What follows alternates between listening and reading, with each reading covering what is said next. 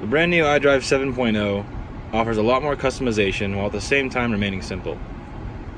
So as you can see here, on the left you have your 5 shortcuts, one for media, one for communication, navigation if you have it, car settings, and other apps. But what's different are these pages. So as you can see in the bottom here, there's 3 pages. One is the home page, which is this, and then I have 2 additional pages. That's the third one, this is the second one.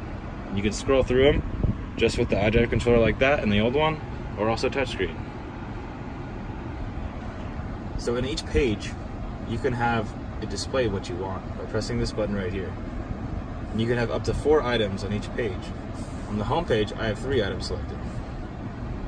So if I wanted to add something and make it 4, I press that plus right there, and I could add any of these options.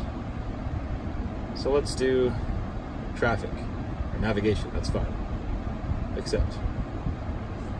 And now as you can see, I have those 4 options right there. And I select done.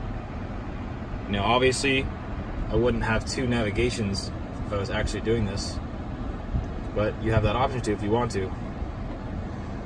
And you can have 2 on your next page, or 3 on your third page, whatever you want. There's a lot of options for this.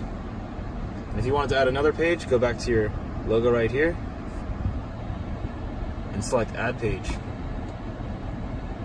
And then I'll select 2 things to display, just randomly,